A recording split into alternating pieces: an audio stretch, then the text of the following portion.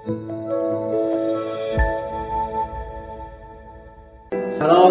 selamat pagi Bapak Ibu yang terkasih dalam Tuhan. Kembali kita berjumpa kembali dalam renungan sarapan rohani Jemaat Galang Lingga Berbasi di hari yang ke-12 bulan Januari tahun 2022.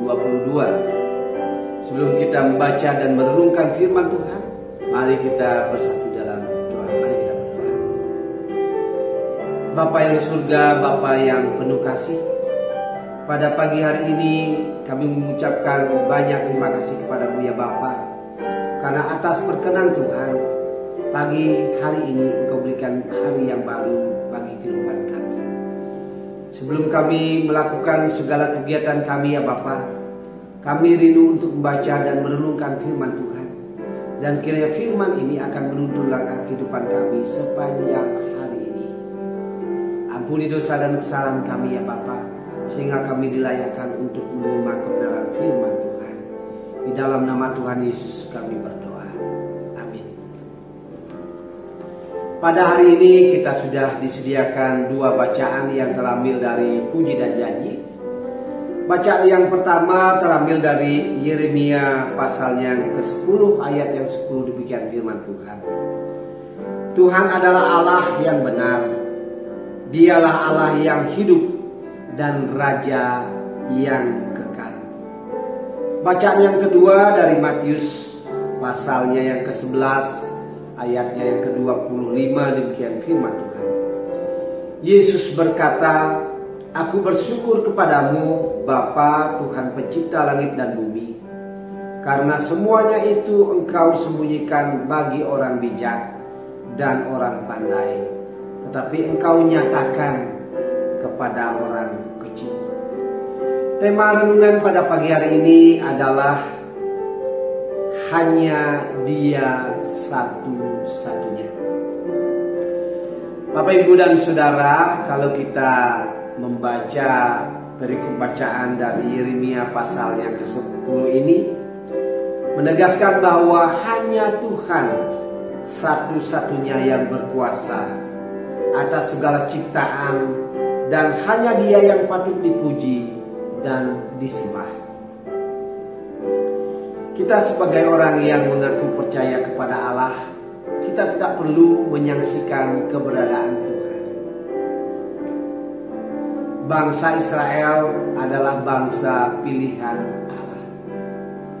Bangsa Israel dipilih oleh Allah dengan harapan bangsa Israel sendiri memiliki cara hidup yang berbeda dengan bangsa-bangsa lain. Kita pun sebagai umat pilihan Allah, kita harus memiliki cara hidup dan gaya hidup seperti yang diajarkan Allah itu sendiri. Bangsa Israel dalam perjalanannya keluar dari tanah Mesir banyak mengalami mujizat yang datangnya daripada Tuhannya sendiri.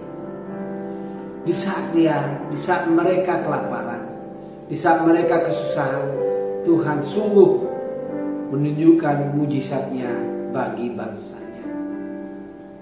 Dan mungkin juga hal itu terjadi bagi saya dan Bapak Ibu sendiri. Tuhan menunjukkan banyak mujizat penyertaan Tuhan di dalam kehidupan kita, dan banyak lagi mujizat dan cara-cara Tuhan dengan caranya sendiri untuk menunjukkan kasih-Nya kepada Bapak Ibu dan Saudara. Umat Allah dipanggil oleh Allah untuk menjadi umat pilihan. Bangsa Israel dipilih untuk menjadi bangsa yang berbeda dengan bangsa-bangsa yang lain. Kita pun dipanggil untuk berbeda, yang memiliki cara hidup berbeda dengan orang-orang yang tidak mengenal Tuhan. Tidak ada seorang pun yang tidak ingin terbebas dari beban kehidupannya, dan tidak ada seorang pun yang bisa terbebas dari beban kehidupannya di saat mereka masih ada di dunia ini. Beban hidup rasanya melekat dalam kehidupan manusia. Rasanya setiap saya, Bapak, Ibu, dan Saudara memiliki beban hidup yang berbeda-beda satu dengan yang lain. Mungkin saja beban itu datang dari dalam diri kita sendiri, atau beban hidup itu datang dari orang lain yang kita menjadi terbeban atasnya. Banyak hal yang terjadi di dalam kehidupan kita. Berat rasanya kalau kita terbeban, sakit rasanya kalau kita terbeban. Tuhan Yesus mengajarkan kepada kita untuk memberikan respon yang positif terhadap beban yang kita miliki. Kita diajarkan untuk memiliki respon yang tepat terhadap beban yang kita miliki.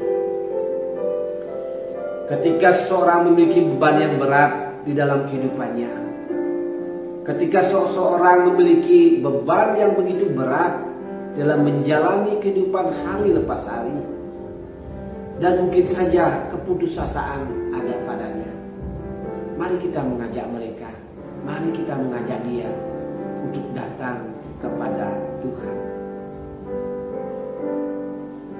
Putus asa membuat iman seseorang kadangkali menjadi goyah. Keputusasaan merusak iman seseorang kepada Tuhannya.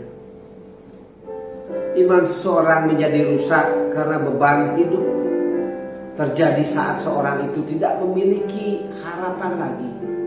Di saat seorang itu tidak memiliki harapan masa depan untuk pemulihan dari beban berat yang mereka alami.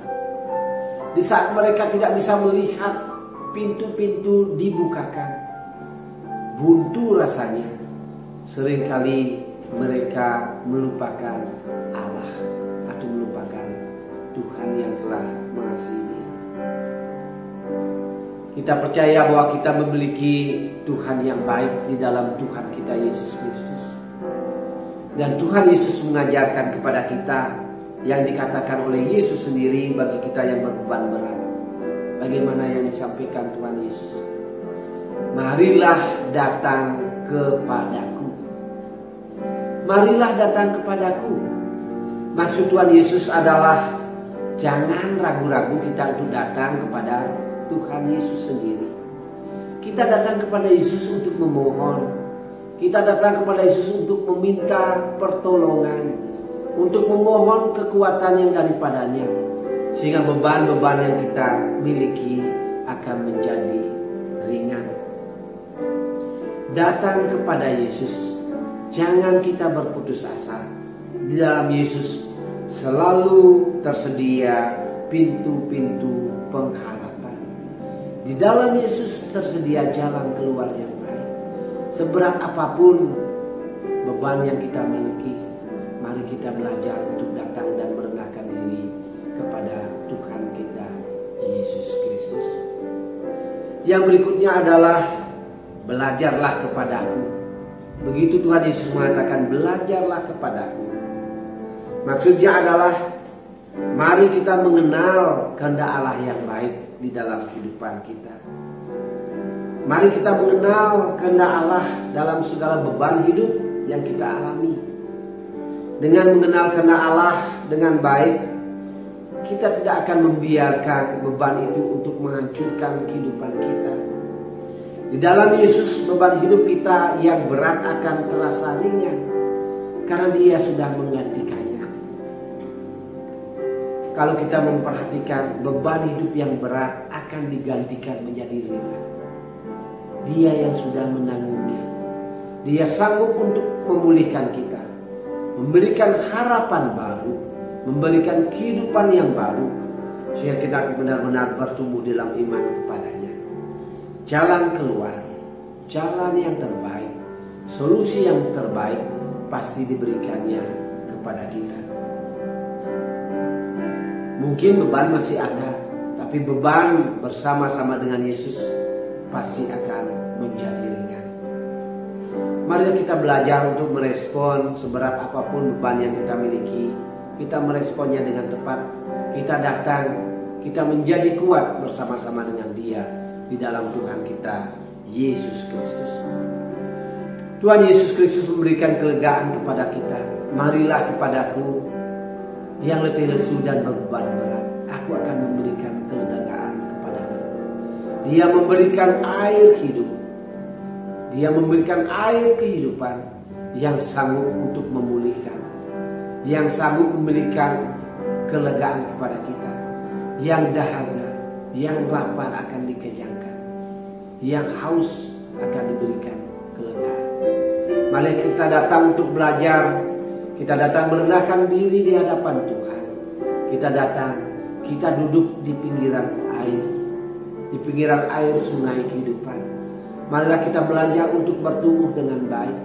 Kita menjadi pokok anggur yang benar. Kita melekat pada pokok anggur yang benar.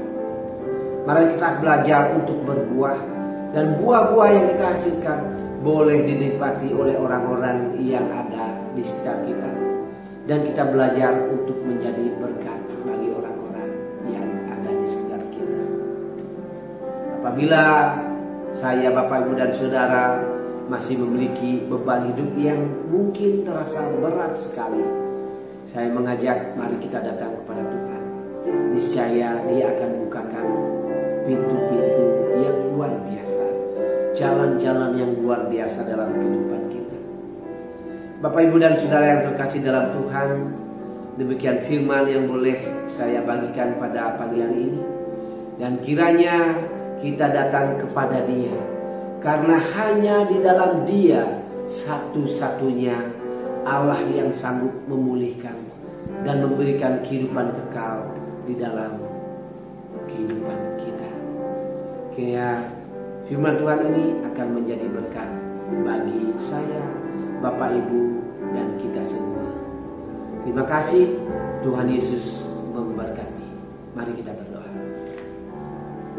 Segala kemuliaan dan hormat kami naikkan kepadamu, ya Tuhan, atas firman yang boleh kami baca dan kami renungkan bersama-sama.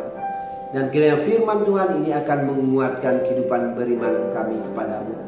Karena hanya di dalam Engkau satu-satunya jalan kebenaran yang sanggup memulihkan, yang sanggup memberikan jalan-jalan yang terbaik, yang membukakan pintu-pintu yang terbaik di saat kami berbeban berat. Bapa yang di surga, biar firman yang kami renungkan ini akan menjadikan kekuatan bagi kami, akan menuntun kehidupan kami, khususnya sepanjang hari ini, sehingga kami boleh tinggal di dalam kehendak Allah Bapa di surga. Terima kasih ya Bapa di surga, demikian ucapan syukur kami, dan kiranya sepanjang hari ini Tuhan beserta akan kami.